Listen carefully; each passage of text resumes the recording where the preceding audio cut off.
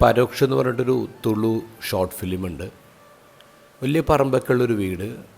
അപ്പോൾ അവിടുത്തെ വീട്ടമ്മ പറമ്പിൽ നിന്ന് പശുവിനെ അഴിച്ച് തൊഴുത്തിലേക്ക് കൊണ്ടുവരുമ്പോൾ മരങ്ങൾക്കിടയിൽ നിന്നൊരു കുഞ്ഞിൻ്റെ കരച്ചിൽ കേട്ടു. ഒരു പേടിച്ചു പോയി. അന്നേരം ഹസ്ബൻഡ് വരുമ്പോൾ ഒരു പറയുന്നുണ്ട്. അപ്പോൾ ഹസ്ബൻഡ് പറഞ്ഞ് നിനക്ക് തോന്നിയതായിരിക്കും. പക്ഷെ രാത്രിയിൽ കറണ്ട് പോയപ്പോൾ പെട്ടെന്ന് വീണ്ടും ഈ മരത്തിൻ്റെ മുകളിൽ നിന്ന് കുഞ്ഞിൻ്റെ കരച്ചിൽ കേൾക്കുകയാണ്. അപ്പോൾ ഹസ്ബൻഡും പേടിച്ചു. കുറച്ച് നാട്ടുകാരെയൊക്കെ വിളിച്ചുകൊണ്ട് വന്നു. ഒരു പന്തമൊക്കെ കൊളുത്തി അവർ നോക്കി. എവിടെ നിന്ന് ശബ്ദം വരുന്നവർക്ക് മനസ്സിലാവുന്നില്ല. അപ്പോൾ ഒരു കാര്യം ഉറപ്പിച്ചു, ഇത് ഭൂതമുണ്ട്, ഇവിടെ ഭൂതമുണ്ട്. പിറ്റേ ദിവസം ഒരു ഫേമസ് ആയിട്ടുള്ള തന്ത്രിയെ കൊണ്ടുവരുന്നു.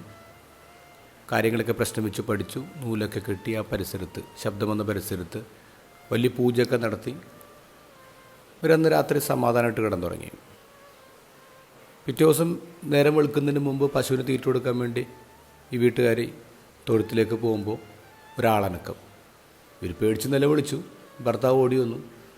നോക്കുമ്പോൾ തെങ്ങിൽ നിന്നൊരു മനുഷ്യൻ ഇറങ്ങി വരാൻ, തെങ്ങറ്റക്കാരനാണ്. അപ്പോൾ വീണ്ടും കരച്ചിൽ. അയാളുടെ മൊബൈൽ ഫോണിൽ നിന്ന് റിംഗ് ടോണാണ്. അയാൾ പറഞ്ഞു, തെങ്ങിൻ്റെ മണ്ടയിൽ ഫോൺ വെച്ച് മറന്നുപോയി. ഒരു സെക്കൻഡ് കൊണ്ട് ഒരു ഹൊറർ പടം ഹ്യൂമർ പടമായിട്ട് മാറാണ്. അറിയുന്നിടം വരെയുള്ളൂ എല്ലാ പേടിയും. നമുക്ക് മനസ്സിലാകാത്ത നമ്മൾ ഭൂതത്തിനെ ആട്രിബ്യൂട്ട് ചെയ്യണം. ശരിക്കും വിവരക്കേടാണ് വിശ്വാസക്കേടെന്ന് പറയാം.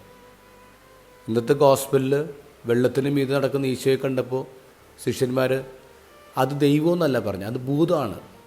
അവർക്ക് മനസ്സിലായില്ല. ഉടനെ അവർ പറയണത് ഭൂതമാണ്. നമുക്കറിയാത്തതൊക്കെ നമ്മൾ ഭൂതത്തിന് ആട്രിബ്യൂട്ട് ചെയ്യാണ്.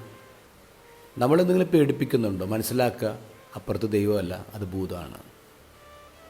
അറിവിന് കൊല്ലാൻ പറ്റാത്തൊരു ഭൂതവും ഈ ലോകത്തിലില്ലെന്ന് മനസ്സിലാക്കുക. നമ്മുടെ യഥാർത്ഥ എനിമി എന്ന് പറയുന്നത് കാറ്റല്ലെന്നേ, അത് നമ്മുടെ സംശയമാണ്, നമ്മുടെ അറിവില്ലായ്മയാണ്.